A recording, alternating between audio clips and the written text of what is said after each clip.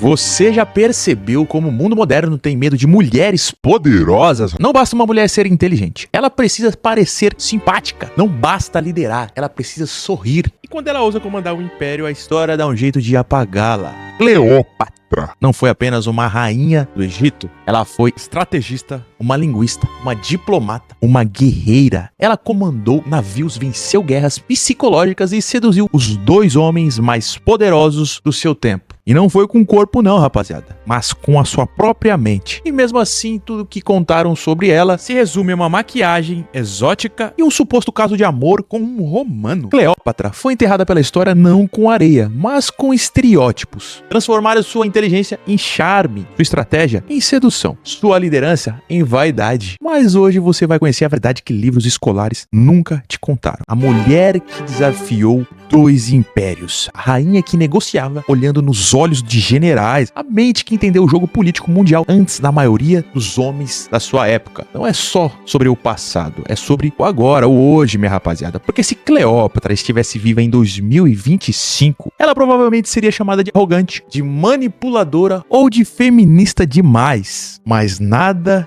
disso importaria, porque ela saberia exatamente o que estaria fazendo. E é por isso que tentaram apagar o nome dela. Não porque ela era perigosa, mas porque ela era incontrolável. Simples assim. O Egito de sua época já estava em decadência, dividido por crises internas, corrupção e guerras silenciosas por poder. O povo passava fome, a economia estava colapsando e o império que um dia foi o mais temido da terra estava à beira da submissão total à força mais brutal da época. Simplesmente Roma. Mas Cleópatra também não era a egípcia de sangue. Ela nasceu dentro de uma linhagem estrangeira, os Ptolomeus, uma dinastia grega que dominava o Egito como uma elite isolada, fria e desconectada do povo. Ela era filha do faraó Ptolomeu XII, um governante fraco, submisso a Roma e odiado por boa parte dos egípcios. Aos 14 anos, Cleópatra já ouvia nos corredores do palácio que o trono seria uma prisão e não um privilégio. O império estava cercado por inimigos externos e internos, e o mundo não estava preparado para aceitar uma mulher no centro de tudo. Mas ela não era comum. Enquanto os irmãos da realeza aprendiam a mandar, Cleópatra aprendia a ouvir. Ela estudava filosofia grega, falava 9 idiomas diferentes, inclusive o idioma egípcio, que sua própria família desprezava. Ela não queria ser apenas rainha não, viu? Ela queria entender o povo, o poder e o jogo geopolítico que estava prestes a engolir o Egito inteiro. Numa idade em que a maioria das princesas estava sendo treinadas para o casamento, Cleópatra treinava a mente para o confronto. Ela sabia que se não dominasse a linguagem do Império Romano, seria esmagada. E se não dominasse a alma do povo egípcio, seria traída por dentro. Foi assim que ela começou silenciosa, despercebida, subestimada como toda grande ameaça começa. Cleópatra não herdou o trono com flores não, rapaziada. Ela herdou uma armadilha. Após a morte do pai, o trono foi dividido entre Cleópatra e seu irmão mais novo, Ptolomeu XIII,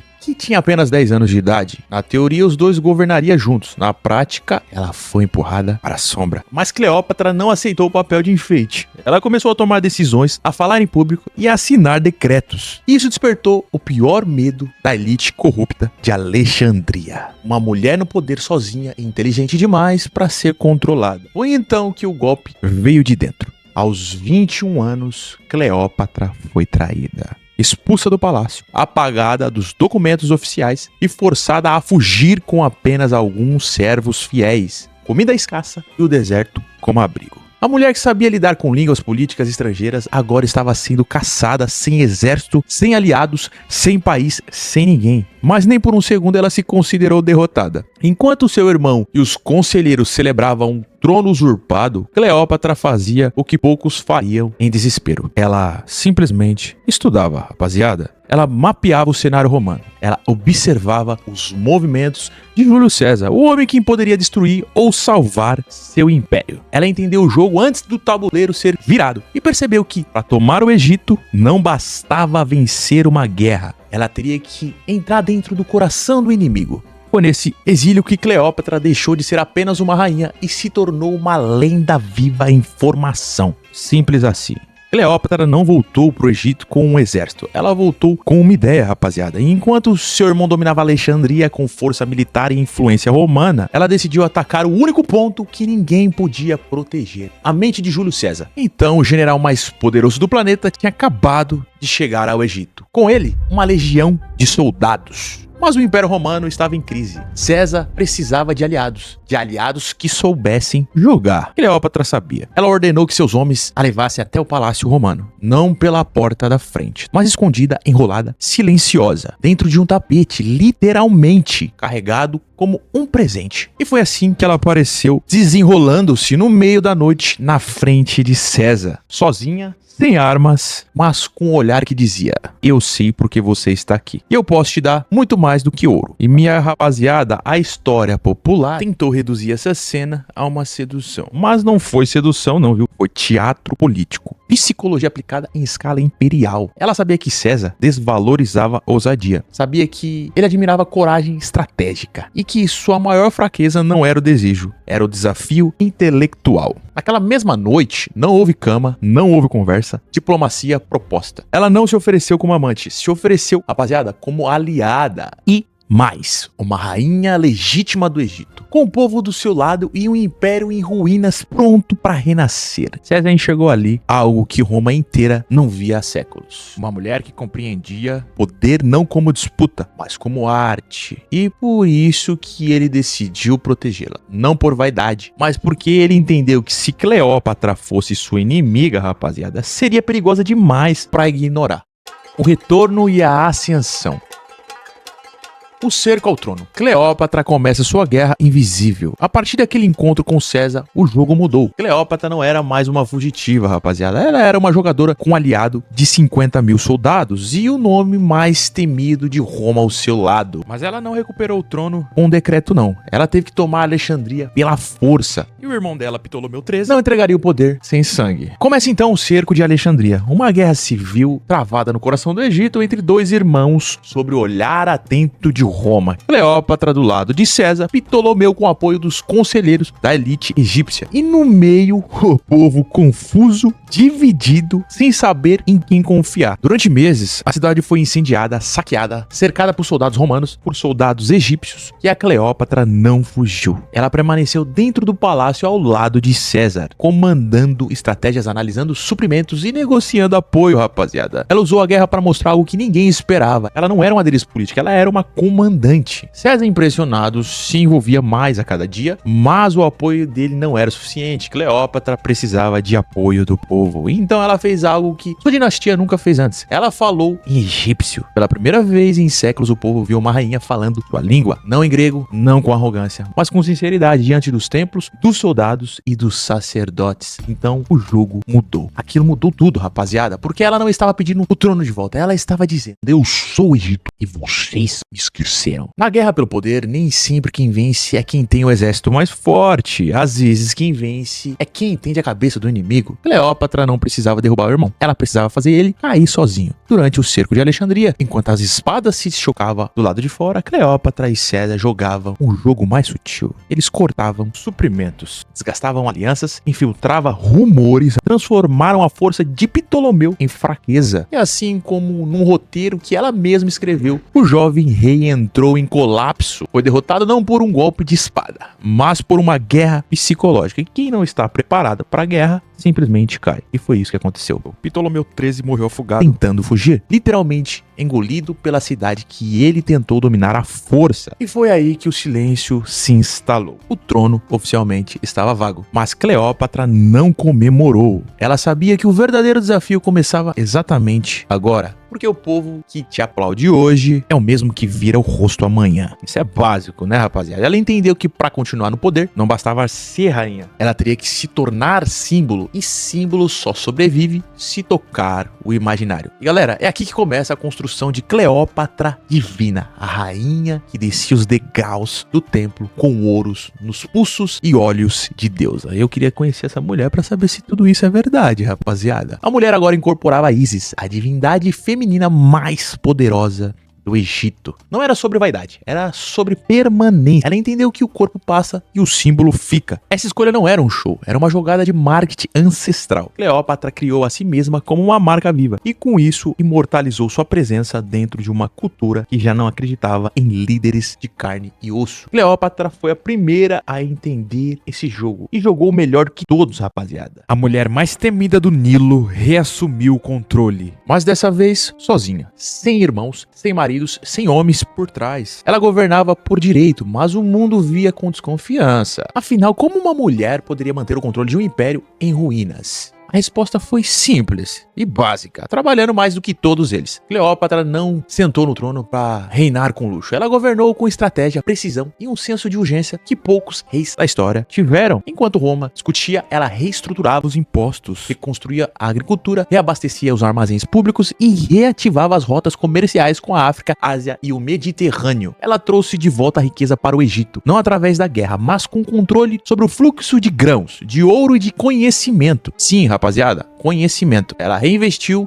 na antiga biblioteca de Alexandria, patrocinou cientistas, filósofos, médicos, arquitetos, porque ela simplesmente sabia que um império ignorante é fácil de ser dominado. Então a elite grega se calava, o povo egípcio começava a respeitar e Roma começava a se incomodar, porque uma mulher governando com estabilidade e crescimento é mais perigoso do que um homem com uma espada. E ela se tornou o que mais assusta o sistema. Uma mulher independente que não precisava ser validada por ninguém, rapaziada. E o mundo patriarcal da época não suportava essa ideia. Na cabeça dos romanos, Cleópatra não era uma rainha, ela era uma ameaça viva. Meu Deus, que medo dessa mulher. Porque sua simples existência provava que o império podia ser comandado sem Roma, sem César e sem submissão. E é aí que ela comete o erro imperdoável. Não se anula, não se esconde, não se cala. Ela continua crescendo. E quando o novo homem forte de Roma entra em cena, Cleópatra faz o que ela sempre soube fazer de melhor. Escolhe não fugir, escolhe se aproximar, escolhe jogar o jogo de novo.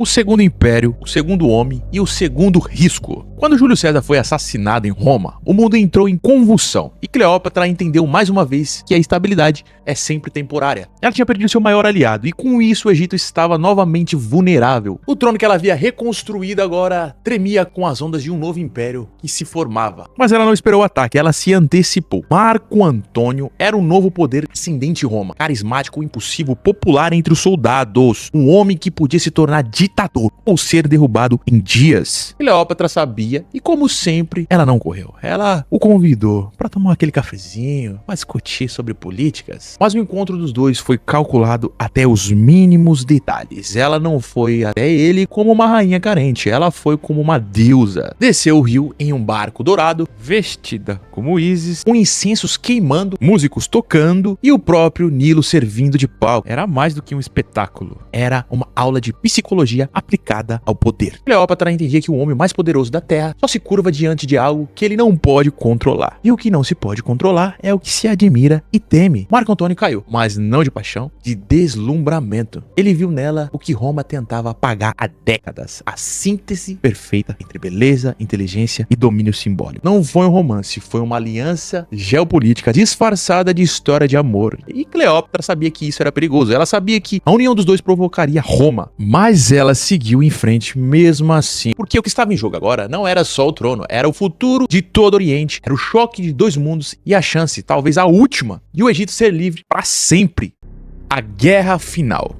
Do auge ao abismo, o império dela começa a incomodar demais. Você já sentiu que quando tudo finalmente começa a dar certo, é como se o mundo se preparasse para te puxar de volta? Então, foi isso que começou a acontecer com Cleópatra. Ela tinha poder, tinha aliados, tinha respeito e pela primeira vez em séculos o Egito não dependia mais de Roma. Mas aí que está o problema, rapaziada. O sistema nunca aceita quando alguém vence sem permissão dele. A união com Marco Antônio floresceu rápido. Eles tiveram filhos, construíram uma nova rota de comércio e influência e dividiram responsabilidades políticas. E mais, Marco Antônio começou a dar territórios romanos para os filhos de Cleópatra, mas não como favores, mas como herança imperial. Roma sentiu, Roma reagiu. E o novo nome do medo passou a ser apenas Otaviano. Jovem, frio, calculista, sobrinho, neto e herdeiro de Júlio César. Otaviano não via Cleópatra como uma rainha, não. Via como uma ameaça direta ao projeto de dominação romana. Ele sabia que para assumir o trono de Roma de vez, precisava destruir Marco Antônio. E para isso tinha que transformar Cleópatra em vilã. E foi exatamente o que ele fez. Otaviano começou a espalhar a narrativa de que Marco Antônio estava sendo manipulado, que Cleópatra usava feitiçaria, luxúria e sedução para corromper Roma, que o Egito estava se infiltrando no coração do império. E o pior de tudo, todo mundo acreditou. Cleópatra então sentiu o cerco se formar, mas ainda assim não fugiu, rapaziada. Ela nunca foge, ela não fugiu, porque ela sabia: se a minha história vai acabar, então que seja como eu sempre vivi, de frente, com cabeça erguida e jogando até o último segundo. O dia chegou, ano 31 a.C., as tropas de Otaviano se aproximam. Roma em peso, que era a cabeça de Cleópatra, e o colapso do Egito. No lado oposto, Cleópatra e Marco Antônio se posiciona. Mais de 400 navios, 100.000 soldados e no centro de tudo uma mulher vestida de ouro, dentro de um navio real, sem tremer os olhos. Simples assim. E essa era a batalha de Ácio. Mas o que poucos contam é que essa guerra já estava decidida antes mesmo do primeiro tiro. Otaviano não era apenas um comandante militar, não. Ele era um mestre da propaganda. Enquanto Cleópatra preparava embarcações, Otaviano preparava cartas falsas. Ele forjou documentos que diziam que Marco Antônio havia nomeado Cleópatra como herdeira do Império Romano. Um golpe psicológico. Ele espalhou esse boato entre os generais romanos do outro lado e dentro do próprio exército de Marco Antônio. Resultado: dúvida, incerteza, medo silencioso. Soldados começaram a desertar, navios se recusaram a avançar. Aliados romanos mudaram de lado. Cleópatra assistiu tudo isso acontecer e soube, naquele instante, que o império não cairia com uma espada, cairia com uma mentira. A batalha virou um massacre silencioso. Marco Antônio, desorientado, começou a perder o controle. Cleópatra, percebendo que a destruição era inevitável, recuou seu navio. E aqui dizem que ela fugiu, mas a verdade é que ela preservou o que restava do império. Ela sabia que se morresse ali o Egito cairia em minutos. Então ela se afastou, não por covardia, tá? Mas porque ela tinha uma cartada final. A Otaviano não queria só vencer, ele queria capturar, queria desfilar a rainha como prisioneira em Roma, queria expor seu corpo, não como símbolo de poder, mas como humilhação, rapaziada. Cleópatra sabia e começou a preparar sua última estratégia. Uma derrota coreografada, mas jamais submissa, né? Cleópatra estava cercada, não havia mais aliados, não havia mais saída. Roma estava a poucos metros, fria, calculada, pronta para o desfile final, mas Cleópatra não era uma vítima. Ela era uma estrategista até o último segundo. Nos dias que antecederam sua morte, ela se trancou em um mausoléu real. Ela própria ordenou a construção de um local onde ficaria isolada com seus bens, símbolos, ornamentos e tesouros. Por quê? Porque ela sabia que Roma não queria só vencê-la. Roma queria humilhá-la publicamente, levá-la acorrentada pelas ruas, mostrar ao povo que até a mulher mais poderosa poderia ser dobrada. Mas Cleópatra entendeu algo que poucos compreendem. Às vezes a única liberdade que resta é escolher o próprio final.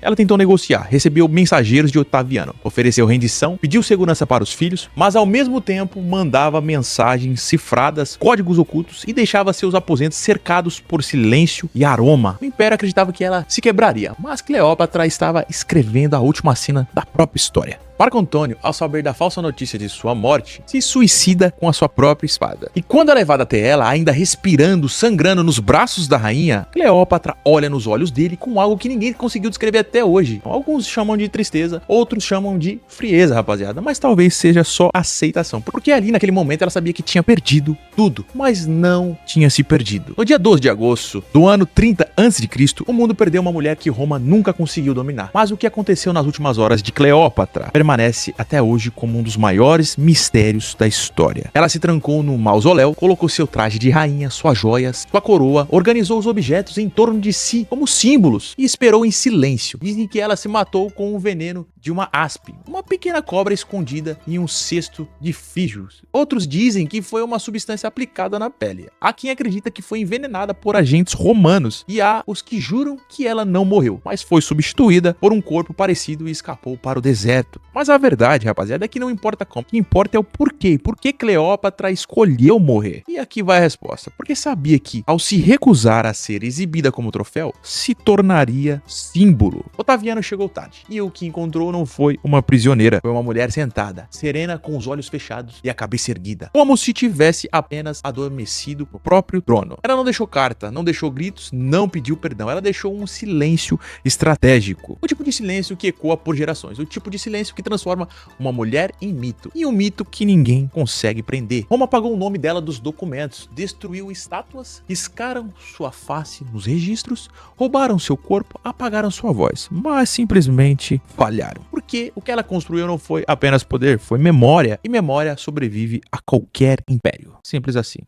O legado. Apagar uma mulher é fácil, difícil é calar o que ela representa. Cleópatra morreu, mas o mundo continua repetindo o mesmo padrão. Roma venceu a guerra, Otaviano se tornou imperador, agora com outro nome, Augusto, e o Egito foi anexado oficialmente ao Império Romano. Mas por que apagar o nome de Cleópatra dos registros oficiais? Por que tantas biografias retratam como uma mulher promíscua, manipuladora, instável? Por que os filmes a mostram como um corpo e não como uma mente? Simples, porque é muito mais fácil calar a força de uma mulher, distorcendo sua história, do que admitir que ela foi maior do que homens que a julgaram. Cleópatra era rainha, mas também era símbolo do que acontece quando uma mulher não abaixa a cabeça, não pede licença e não se curva, nem viva e nem morta. E o que o símbolo faz, ele permanece, mesmo quando tentam apagá-lo com silêncio, vergonha ou medo. Depois da morte de Cleópatra, a história não foi escrita, ela foi editada. Otaviano, agora chamado de Augusto, reconstruiu a narrativa para limpar os rastros do que realmente aconteceu. Nos documentos oficiais, Cleópatra virou um detalhe, uma nota de rodapé. Uma mulher vaidosa, descontrolada, levada por paixões que arrastou Marco Antônio para a ruína. Conveniente ou não, rapaziada? Essa foi a primeira grande campanha de difamação política da história e funcionou muito bem. Durante séculos, o Ocidente repetiu essa versão. A Idade Média ignorou sua inteligência, sua cultura, sua habilidade diplomática. A arte simplesmente a retratou como um ícone erótico, mas jamais como uma estrategista. E os livros reduziram a uma mulher que seduziu dois homens, como se isso resumisse o que ela foi. Mas por que isso acontece? Porque o sistema sempre teve medo de mulheres que não dependem dele. Mulheres que pensam, que lideram, que não pedem desculpas por existir. Cleópatra era simplesmente assim. Ela não obedecia a padrões, não implorava por afeto, não se curvava diante da força. Ela sabia o valor dela. E isso era insuportável para qualquer império construído sob submissão. A história de Cleópatra foi reescrita tantas vezes que hoje as pessoas acham que sabem quem ela foi. Mas o que ela sabe é só o que deixaram sobrar. Cleópatra foi um problema para Roma. Não porque era uma rainha, mas porque ela provou que é possível ser rei sem coroa. É possível governar com sabedoria e coragem. É possível existir sem pedir desculpas. E o que incomoda de verdade é que essa coragem pode nascer em qualquer um, inclusive em você. Cleópatra foi enterrada sem corpo, sem título, sem estátua oficial. Roma fez questão de apagar tudo, como se a morte dela resolvesse o problema que ela representava. Mas falharam. Falharam porque um corpo pode sumir, mas uma ideia jamais. Falharam porque Cleópatra não era só uma rainha. Ela era um movimento disfarçado de mulher. Movimento de quem não se curva, de quem não implora, de quem olha o mundo nos olhos e diz assim: você pode me silenciar, mas nunca vão me calar. E ela entendeu o jogo cedo demais. E jogou com uma coragem demais. Só que ela pagou um preço altíssimo. E o esquecimento intencional. Mas vamos lá, veja bem, rapaziada. Se ela estivesse sido realmente esquecida, você não estaria ouvindo essa história aqui agora na Mano Biga TV. E talvez seja por isso que tentaram tanto apagar o nome dela. Porque Cleópatra nos lembra que é possível ser livre sem pedir autorização. É possível liderar sem permissão. É possível existir com força, com inteligência, com beleza, sem deixar que isso vire culpa. É por isso que ela ainda incomoda 2000 anos depois. Porque ela continua viva entre a gente. Em cada pessoa que se recusa a viver com medo de si mesma. E, rapaziada, até a próxima. Obrigado por assistirem.